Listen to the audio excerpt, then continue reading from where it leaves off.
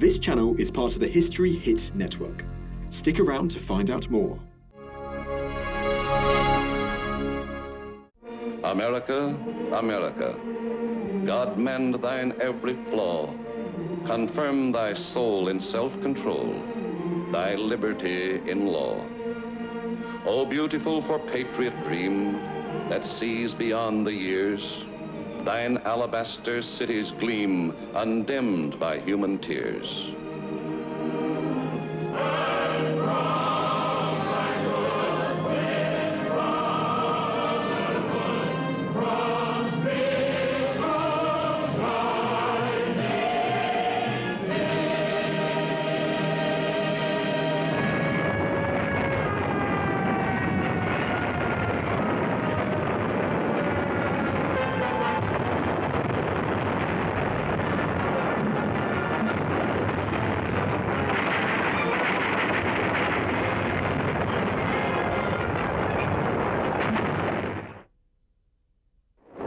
While the Battle of the Bulge was going on in Europe, the 8th Army, commanded by General Robert L. Eichelberger, was battling stiff Japanese resistance on Leyte in the Pacific.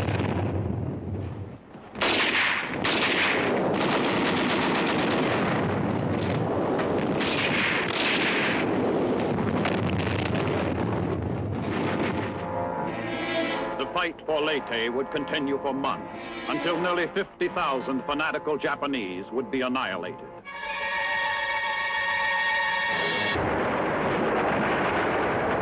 It isn't easy knocking those Japs out of their positions. They're hidden in trees, behind revetments, buried pillboxes, bomb-proofs, bunkers.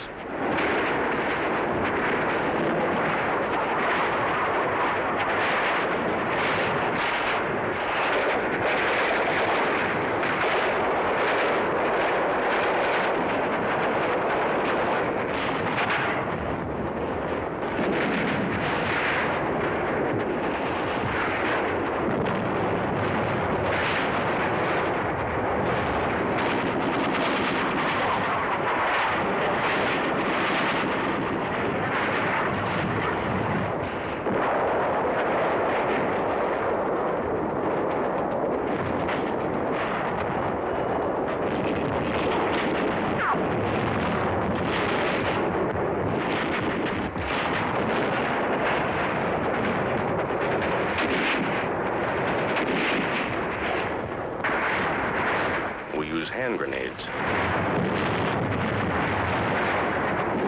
We use all the firepower we have to blast them out. Our rifle fire is deadly. So are the flamethrowers and the mortars. The enemy breaks from cover.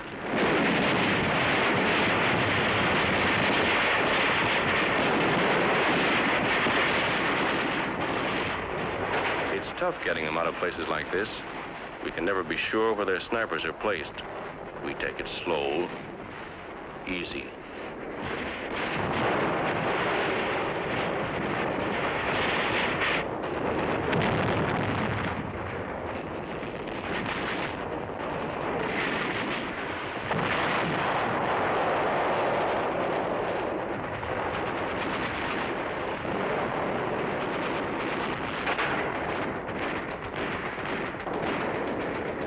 This bunker is giving us plenty of trouble. We have orders to clean it out.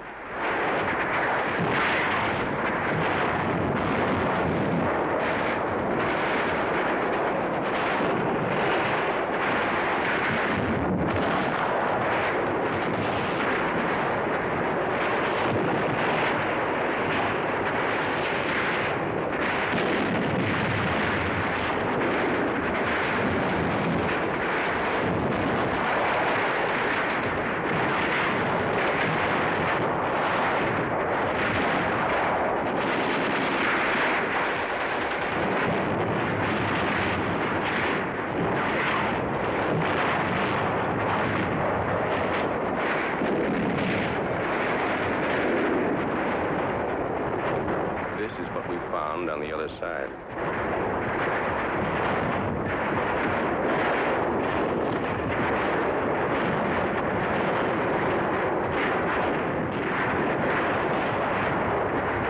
They're savage fighters. Their lives mean nothing to them.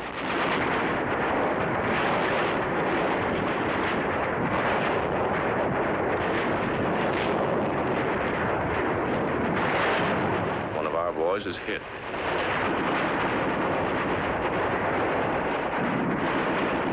At night, the Japs would swim out to our wrecked amphibians and set up machine guns.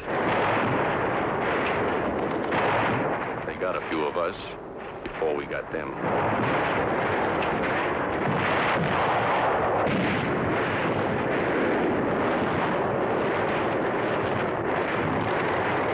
By this time, we know the Japs are licked. They must know it, too. There's still strong resistance. Nip suicide snipers tie themselves up in the trees and take pot shots at us. We hit them, but they don't fall. Just die and hang there.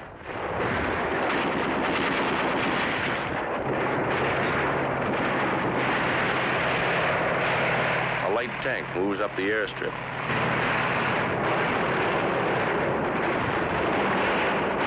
One of our boys is wounded during the attack on the airfield.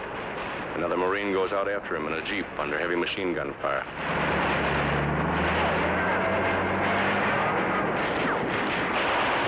The chaplain's assistants tend the dead, removing the lower identification tag and leaving the duplicate on each Marine so there'll be no mistake later on. Sometimes we actually have to dig the Japs out of their holes. The island is infested with buried pillboxes, many of them still crawling with Japs. These bunkers were so constructed that heavy shelling and demolition charges failed to crumble them. Many of them were over 20 feet deep. History Hit is a streaming platform that is just for history fans, with fantastic documentaries covering fascinating figures and moments in history from all over the world. From uncovering ancient Neolithic cultures to the dawn of the space race, History Hit has hundreds of exclusive documentaries with unrivaled access to the world's best historian. We're committed to bringing history fans award-winning documentaries and podcasts that you cannot find anywhere else. Sign up now for a 14-day free trial, and Timeline fans get 50% off their first 3 months. Just be sure to use the code TIMELINE at checkout.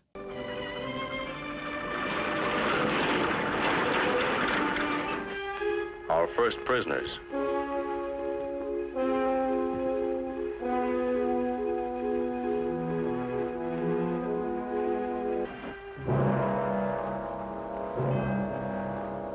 These are Marine dead.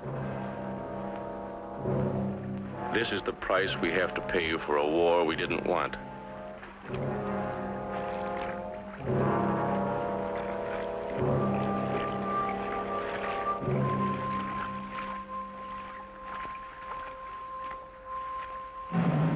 Burial aboard ship for Marines killed in action.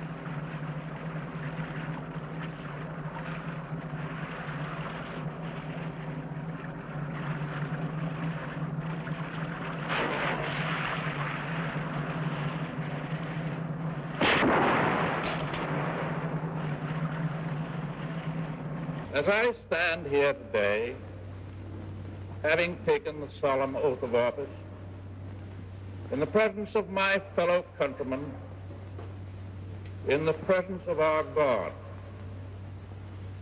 I know that it is America's purpose that we shall not fail. In the days and the years that are to come, we shall work for a just and honorable peace, a durable peace, as today we work and fight for total victory in war. We can and we will achieve such a peace. Stemming von Rundstedt's drive into Belgium, Yank troops move up against heavy German counterattacks. All along the way, wrecked American equipment attests to the fury of the Nazi attempt to stall the Allied offensives toward Cologne and the Saar. Allied military government men shepherd civilians from areas under fire to comparative safety at the rear. Meanwhile, the front lines need vast quantities of ammunition and other supplies to stop von Rundstedt's drive through the dense forests and rocky hills of the Ardennes. To prevent infiltration by the Nazis, mines are placed in the wooded country along the roads.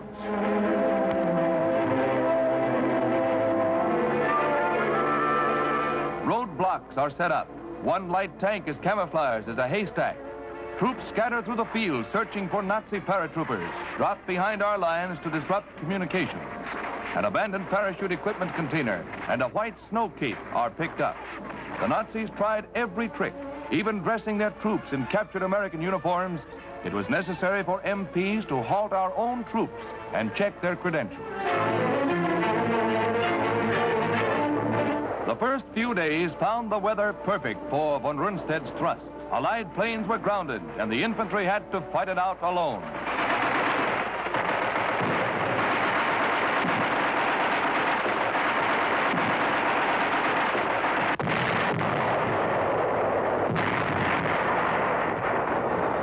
But as soon as the weather broke, the eagerly awaited air support arrived.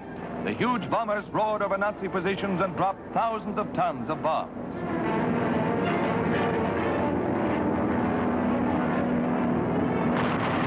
Bombardiers attack an important road junction choked with enemy supply trains. The RAF alone dropped an average of 10,000 tons every 24 hours on German positions.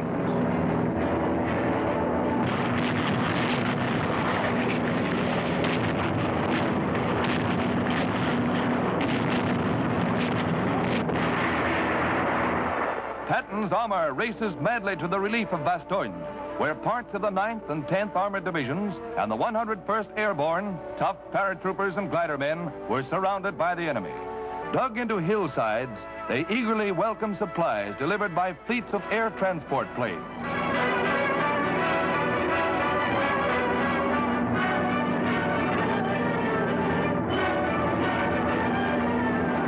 1,500 tons of supplies were parachuted to the besieged defenders.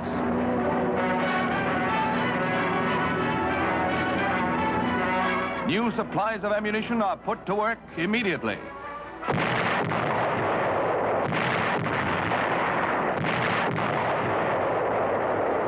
And now the Nazis begin to feel the renewed might of Bastogne's defenders. Enemy equipment is shattered and many prisoners are taken. This is Bastogne, the town that General McAuliffe refused to surrender. Smashed American equipment testifies to the courage of its defenders. It's only fair that we should send them more.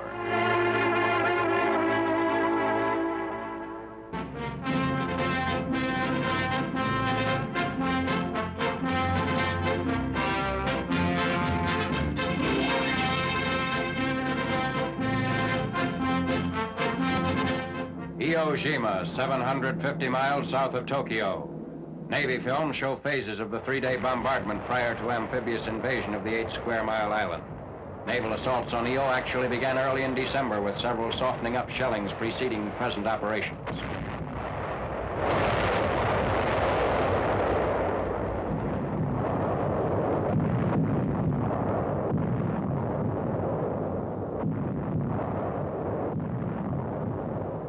Carrier-based aircraft also give strong support. They attack in the area of Mount Suribachi, 550-foot volcanic cone at the island's southern end. A natural fortress honeycombed with pillboxes and caves containing formidable gun emplacements. In addition to the carrier strikes, Army bombers hammered Iwa for 72 days. On 16th February, carrier planes pounded targets at Tokyo and Yokohama, partly as a diversion for the Iwa landings 3 days later.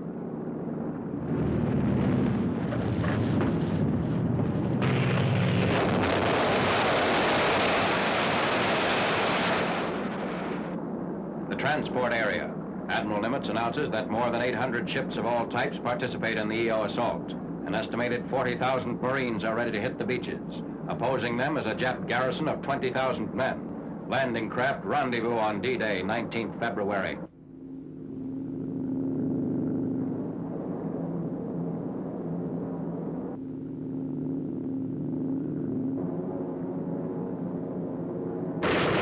Naval bombardment of the beach area continues, augmented by an intensive close-in cover barrage delivered by LCIs.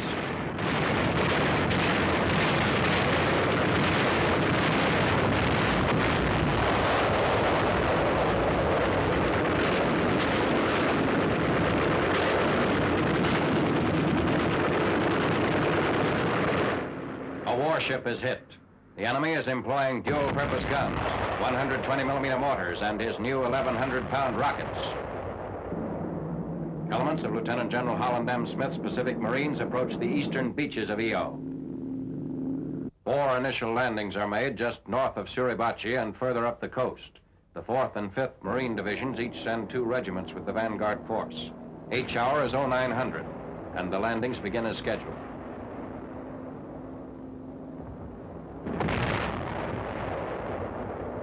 Treacherous volcanic sands bog down our equipment. From the ridges, a Jap barrage hampers unloading operations.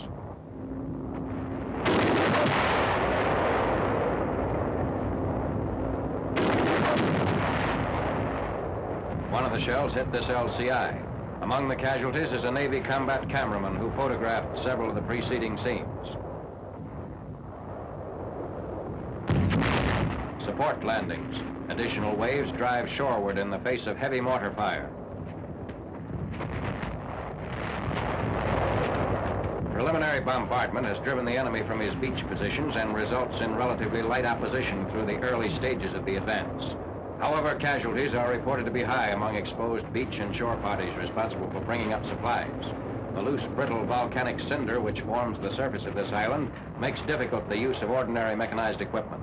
It's reported that even the Jeep is unable to maneuver. Only the LVTs are found effective in hauling supplies.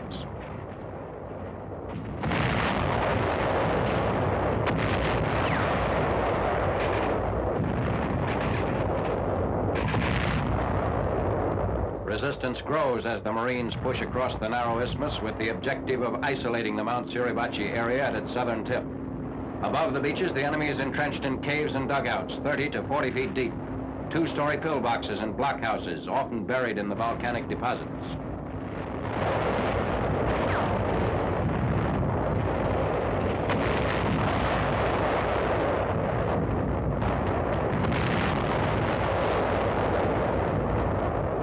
Jap resistance is described by the Navy as the most fanatical yet encountered in Pacific warfare. Foot by foot is the bitter and bloody story of the advance on Iwo Jima, whose 8 square miles cost 4,100 American lives and total casualties of 20,000, half as many as all previous Marine operations in the Pacific combined. Navy and Marine Corps pictures show alligators grinding their way forward for the first assault on Mount Suribachi, whose guns command most of the island. Its capture is vital, and Navy planes roar into the attack.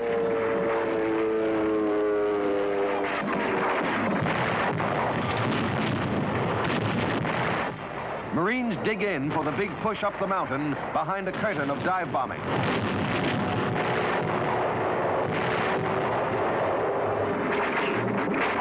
Big guns of the fleet offshore join the pulverizing barrage. On shore, howitzers hammer the Japs holed up in Suribachi's countless caves.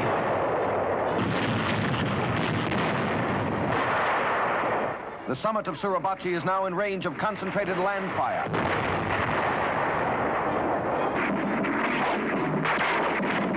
The slow, agonizing crawl begins under merciless Jap fire, and pockets must be cleaned out with grenades.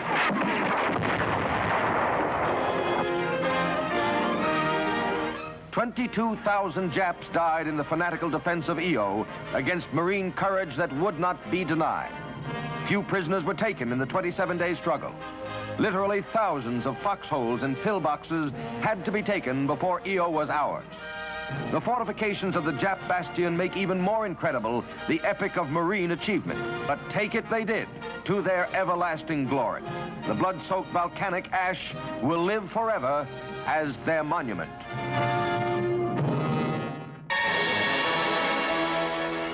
Our forces were spreading out in the Philippines.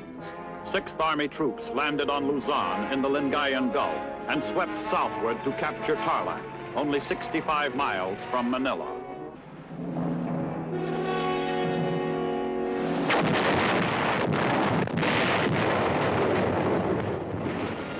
"15 days later, men of the 1st Cavalry Division fought their way into Manila.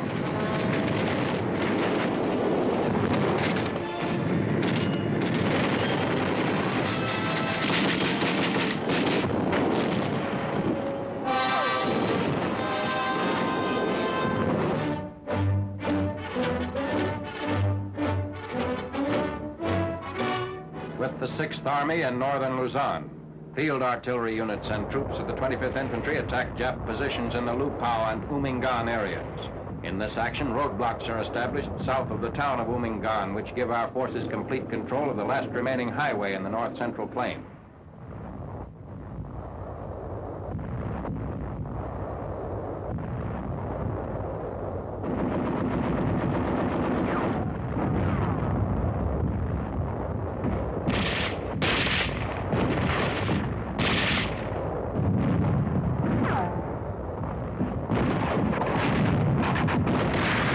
Bazookas fired point blank reduced Japanese pillboxes.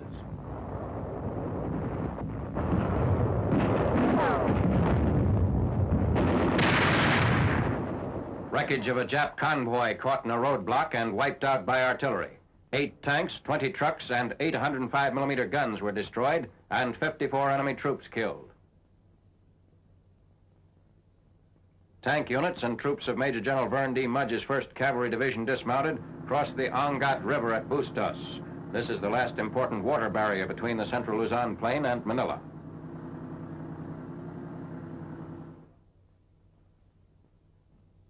General MacArthur watches crossing operations. The Angat River is a wide stream that winds down from the hills northeast of Manila and flows into the Pampanga River near Kalumpit, where a bridgehead had previously been established by elements of the 37th Division, also advancing southward on Manila. Units of the 1st Cavalry Division, after overcoming sporadic Jap resistance in the Floridel and Malolos areas, run into an enemy roadblock in the hills about 12 miles north of Manila. Despite this delaying action, our troops push ahead.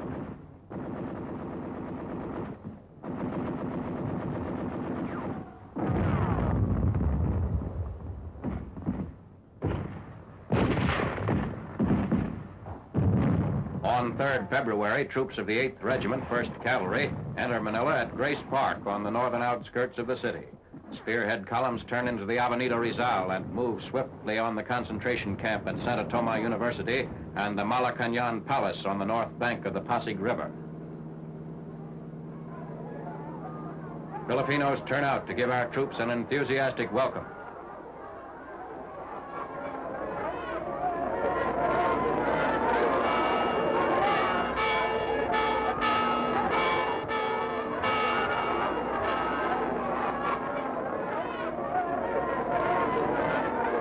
Taking part in the celebration, troops fill helmets and glasses with beer tapped from a nearby brewery. The American flag is raised at Santa Toma University in the city of Manila. The university, used by the Japs as a prison camp, was seized by units of the 1st Cavalry Division, 1st American troops to enter Manila. Internees at Santa Toma sign the identification register for shipment out of the area. At least 3,700 Allied nationals, most of them American civilians, were freed after 3 years' internment. As food allowances dwindled, the death rate in the camp increased sharply. After our tanks broke in, guards held more than 200 internees as hostages for 34 hours while the camp commander bargained for safe conduct of the Jap garrison. Shells from Jap heavy mortars and 3-inch guns blast the grounds and buildings of the university, which was under artillery attack for several days after its liberation.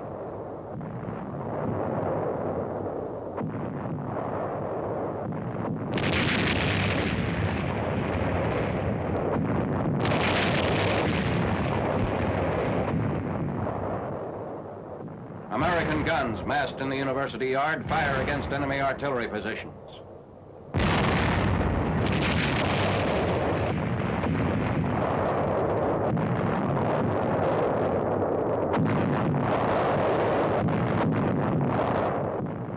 Both soldier and civilian casualties are suffered from the Jap shelling.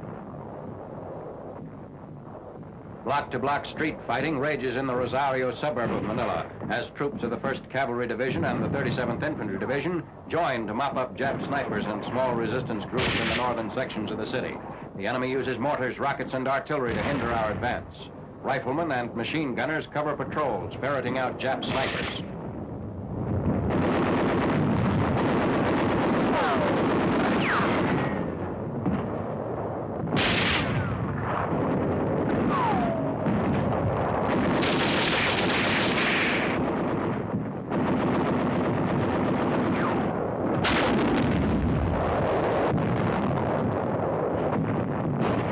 Filipino girl guerrilla.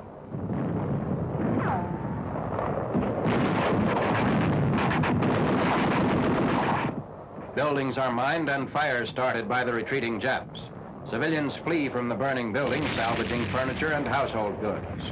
Although few persons are injured by the fires, thousands are made homeless over wide areas in the northern part of the city.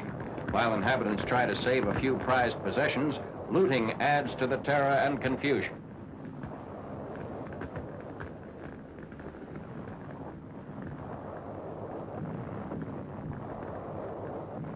Jap atrocities in Manila. Men, women, and children suspected by the Japs of being relatives or aiding Filipino guerrillas are tortured, killed, and burned, their bodies thrown into this concrete culvert near a railroad station.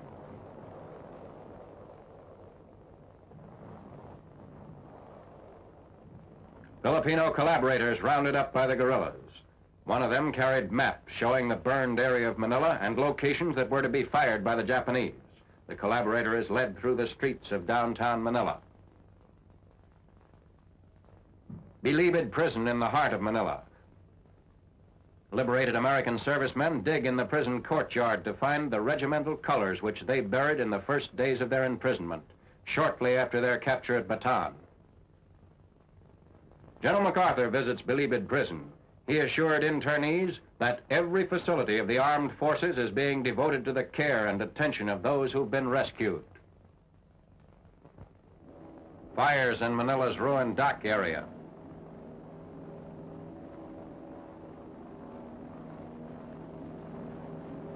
The Japs, unable to hold the city, attempt to destroy it completely. Amphibious vehicles and infantry of the 37th Division under the command of Major General Robert S. Beitler move up for a crossing of the Pasig River into southern Manila, last remaining Jap stronghold in the Philippine capital. Entry into the southern part of Manila is delayed by Jap demolition of all 4 bridges across the Pasig River. Troops of the 1st Cavalry Division later joined forces with the 37th Infantry to encircle the Japs and compress them into a narrow pocket at the river's mouth. Elements of the 11th Airborne Division also participated in this encircling movement.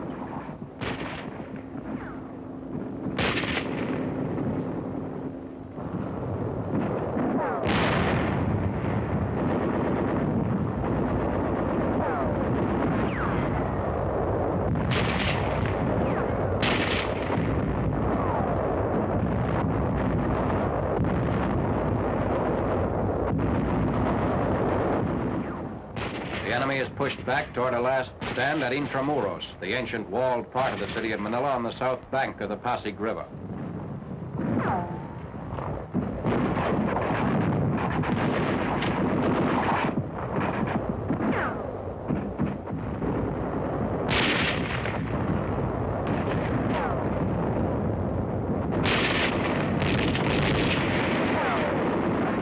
Intramuros has set afire in the Jap suicide stand against American troops, closing in on the remnants of enemy resistance. Flames from the burning area light up the sky by night. Our troops advance into the stubbornly defended walled city, one building at a time.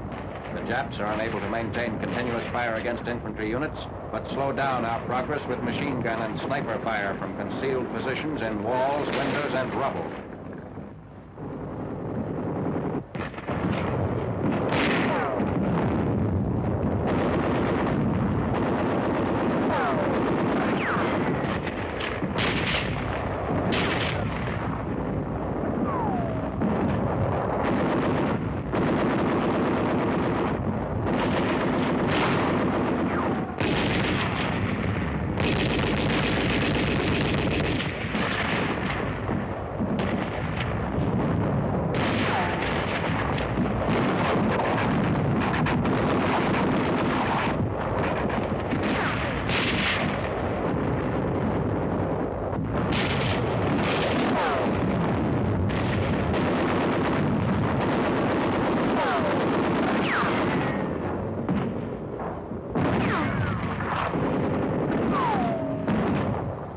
Narrowly escape a fire trap set by the Japs in Intramuros. The men withdraw along the Avenida Rizal under heavy machine gun fire and grenade attacks. Japanese resistance, concentrated in public buildings and city landmarks, is systematically reduced by artillery fire. Dozens of enemy guns ranging from 20mm anti-aircraft guns to 155mm pieces are knocked out in counterfire against Jap artillery positions.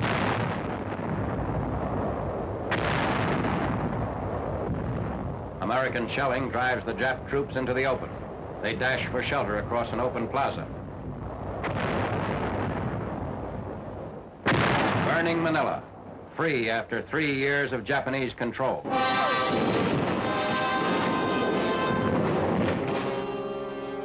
The capture of Manila included the Santo Tomas prison camp. Along with the Filipino people, these prisoners had waited in long and quiet agony for this moment of liberation. Of all the liberated peoples in the world, none showed more gratitude than did the Filipinos. They well knew we had come not for conquest, but to keep a solemn promise to return and destroy the aggressor, who had taken over their homeland in a war of conquest.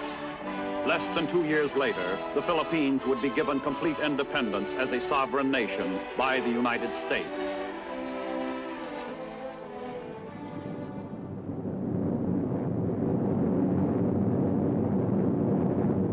"13 days after the fall of Manila, our airborne troops landed on Corregidor. 2 years and 9 months after the Japanese had hauled down our flag. It had been a long and bloody road, but we had returned.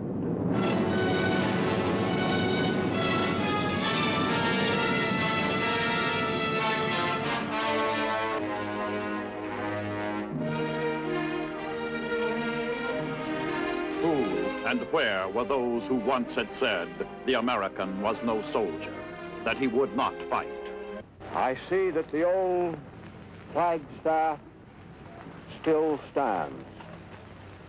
Have your troops hoist the colors to its peak, and let no enemy ever haul them down.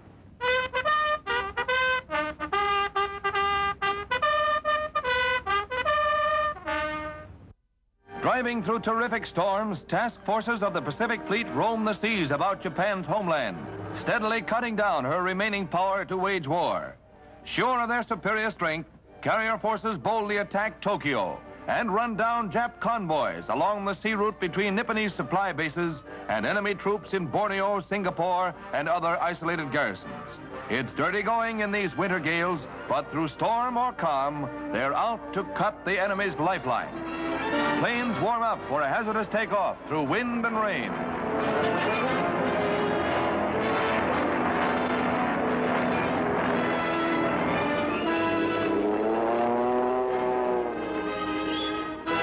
Over the target, they go in for the kill.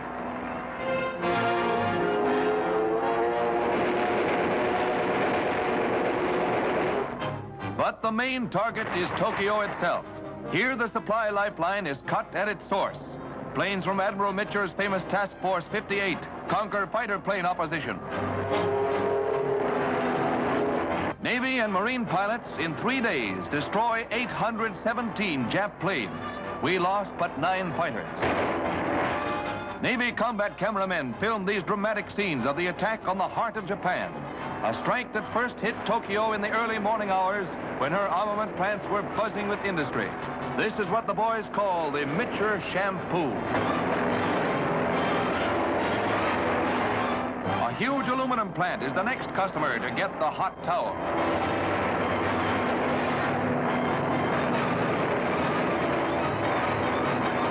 Daring attacks such as this crippled Japan's entire war industry.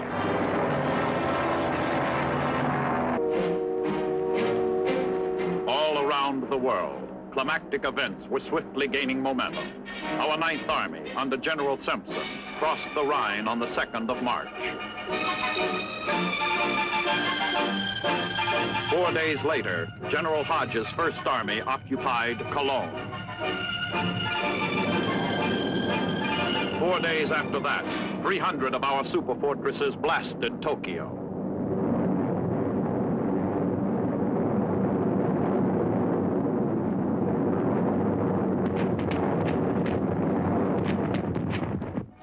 By the 17th of the same month, General Patton's Third Army had taken Koblenz. The next day, and half a world away, our troops invaded Panay Island in the central Philippines. 3 days after that, Patton's Third Army crossed the Rhine. 4 days later, General Eichelberger's 8th Army was landing on Cebu in the Philippines.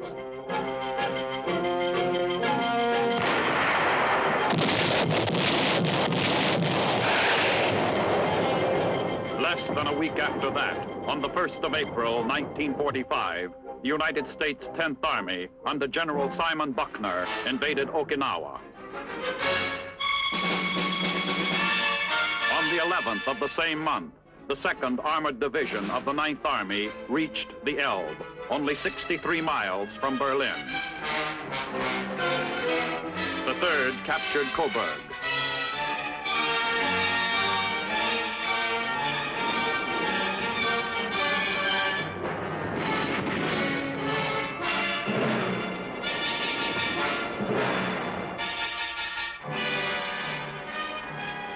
On the 12th of April, death took the Commander-in-Chief, President Franklin Delano Roosevelt. He had lived to see the triumphant advances of American arms, but fate had denied him the satisfaction that final victory would bring.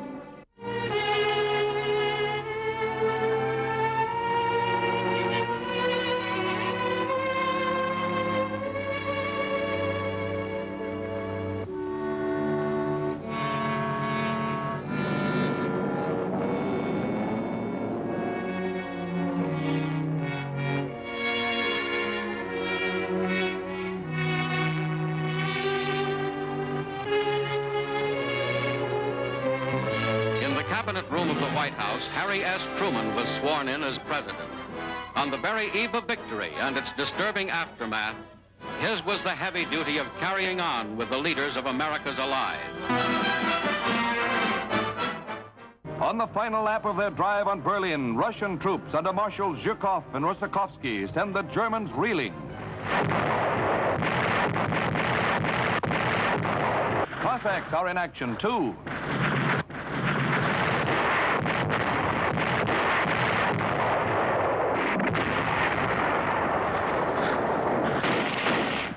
In every city and town, the Nazis fight back with furious desperation.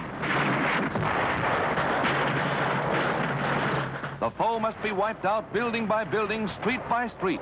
Nazi rearguard action is fanatical as they try to stem the red tide. Watch this soldier. A sniper gets him. A machine gunner smokes out the sniper's nest. Another bag of Nazis is moved to the rear, and the townsfolk sees a chance denied them for years.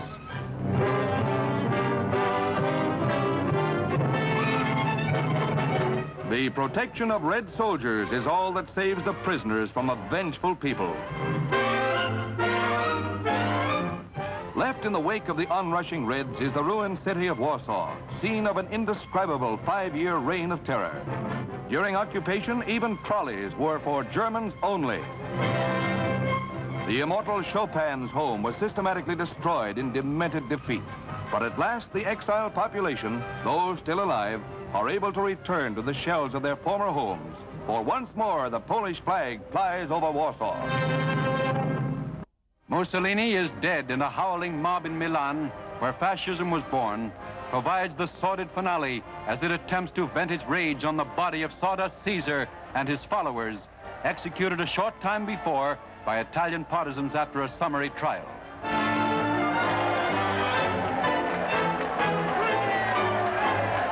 Signal Corps cameras record the blind fury of a people whom he led to disaster after promising them an empire through 20 strutting and corrupt years. The final degradation. Mussolini and his mistress hang from the rafters of a gas station as Terracci, one of his hangmen, goes up. There are none to mourn. The sawdust has run out of Caesar. Less than a month after President Roosevelt's death, Germany surrendered. Hitler was dead by his own hand. President Truman officially announces the end of German resistance. This is a solemn but glorious hour. I wish that Franklin D. Roosevelt had lived to see this day. General Eisenhower informs me that the forces of Germany have surrendered to the United Nations. The flags of freedom fly all over Europe. For this victory, we join in offering our thanks to the Providence which has guided and sustained us through the dark days of adversity and into light. Victory in Europe brought wild rejoicing throughout the Allied world as the Big Three announced the downfall of Nazi Germany. New York's celebration is typical of the nation's joy at the end of nearly 6 years of war in Europe. It's a great day as a thankful people let loose their pent-up emotions. There's a hard road ahead before we bring Japan to her knees, and it's up to us to get back on the job until complete victory is assured. The Red Schoolhouse at Reims, France, as peace is signed with German General Jodl acting for the remnants of the Nazi government. Jodl, for a few hours, was the chief of staff of the German army, while de Fuhrer's successor, Admiral Dönitz, was strangely missing. This is the news that electrified the world: unconditional surrender. In the temporary headquarters of General Eisenhower, as terms are laid down, with the Supreme Commander represented by General Walter B. Smith. Nothing could be more symbolic of the downfall of the Third Reich than this abject surrender. Let us not forget Germany, but meanwhile, let us fight to quick victory over Japan. To his home shores, General Eisenhower returned in triumph.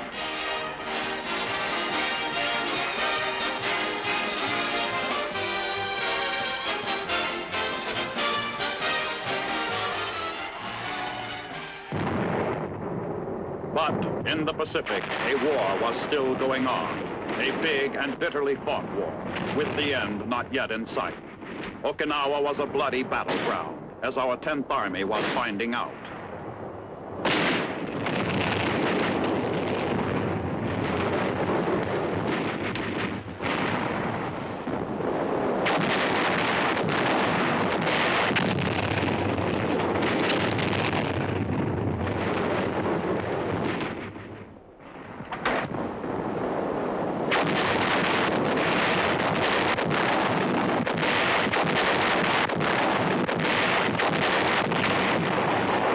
Heroic dead of a combined Army and Marine force mark the grim battlefield of Okinawa, where one of the bloodiest engagements of the war is being fought. Thousands of Yanks have been wounded, and other thousands have sacrificed their lives to drive a fanatical foe from this vital base, the doorstep to Japan itself. A canine hero suffers a wound, spotting ambushed Japs, but collects a souvenir.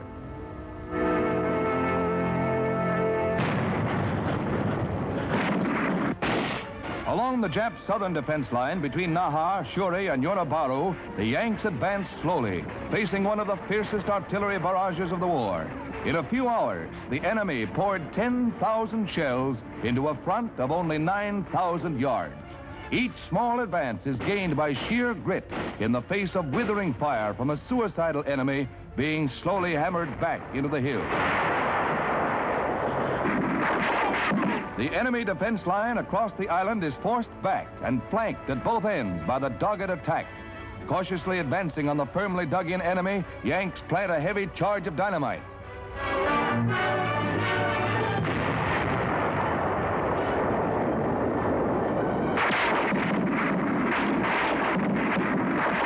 Dummy tanks are left behind by the enemy, retreating into the defenses of Naha, under attack by our big guns.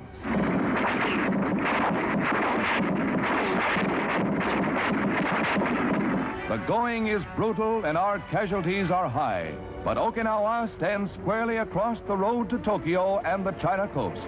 It's the next big step toward victory over Japan, a victory that can only be won by work, war bonds, and heroic sacrifice.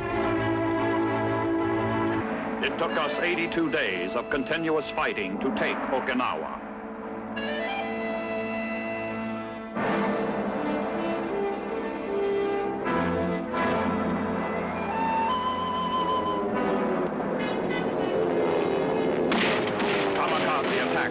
Navy took a heavy toll, but we fought back, never letting up.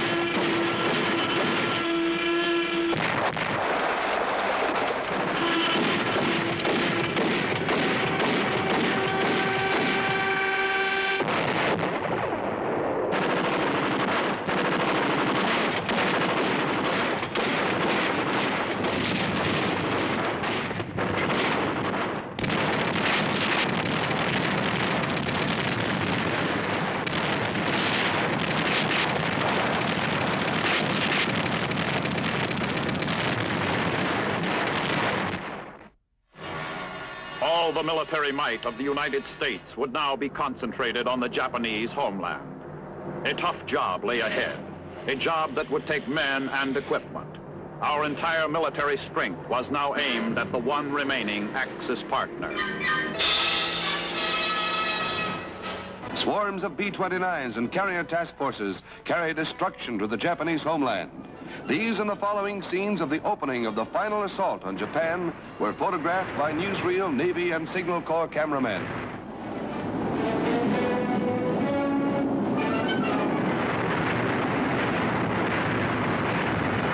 Our military planners estimated that in an all-out assault upon Japan itself, our invasion forces would probably suffer 1.5 million casualties.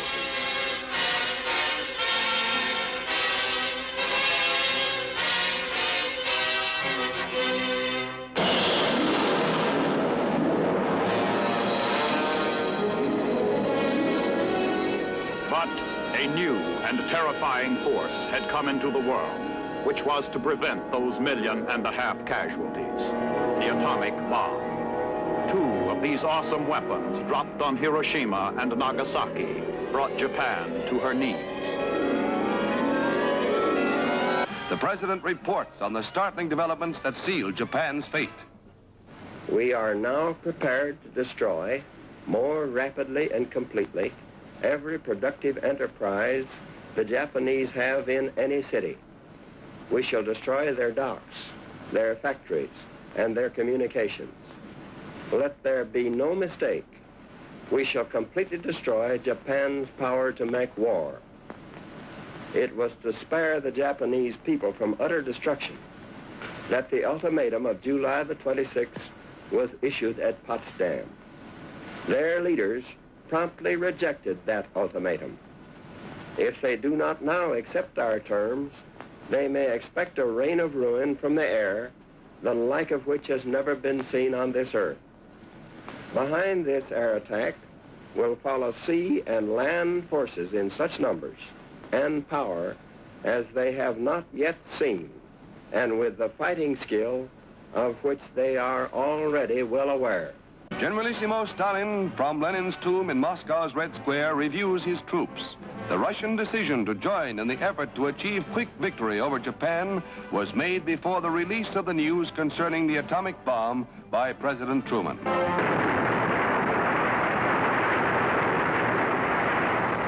With that mighty blast on the New Mexico desert, a new era in civilization has begun, and the doom of Japan is sealed. For this is the first test of the atomic bomb, which was later to wipe out the cities of Hiroshima and Nagasaki and drive the Japs to surrender. These official U.S. Army pictures were taken from 6 miles away, and appalled scientists saw a column of smoke soar 40,000 feet into the stratosphere. The atomic age, for better or worse, is here. The day of days for America and her allies. Crowds before the White House await the announcement from the President that the Japs have surrendered unconditionally. I have received this afternoon a message from the Japanese government in reply to the message forwarded to that government by the Secretary of State on August 11th. I deem this reply a full acceptance of the Potsdam Declaration, which specifies the unconditional surrender of Japan. In the reply, there is no qualification. Reporters rush out to relay the news to an anxious world and touch off celebrations throughout the country. Washington is jubilant, and in Chicago, more than 1 million sing and dance in the streets in the biggest celebration the Windy City has ever seen. Joy is unconfined.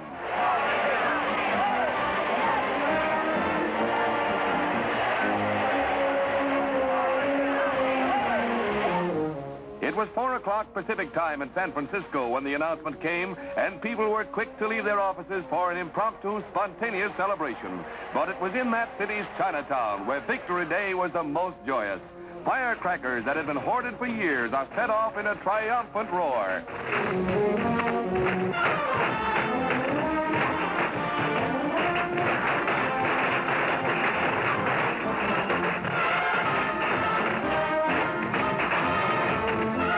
Seattle let loose all the pent-up emotions of 3 years and 8 months of war, and to the victors, the spoils.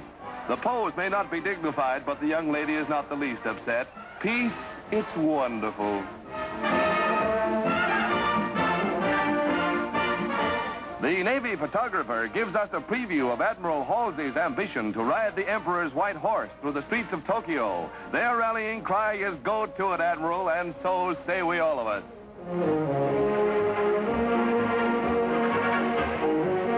But the greatest, wildest celebration of all was in New York's Times Square, where 2 million people, by far the greatest in the city's history, filled the streets all day waiting for the official word. A hilarious, happy throng, they cheered every rumor that it was all over. And when President Truman's announcement came at 7 o'clock, the lid really blew off.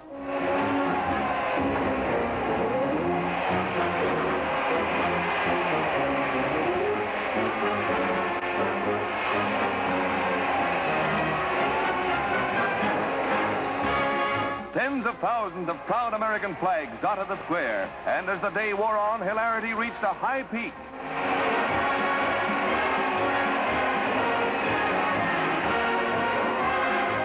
Far into the night, the happy crowd screamed their relief at the end of the greatest war in history. New York never celebrated like this before, but never did they have a better reason.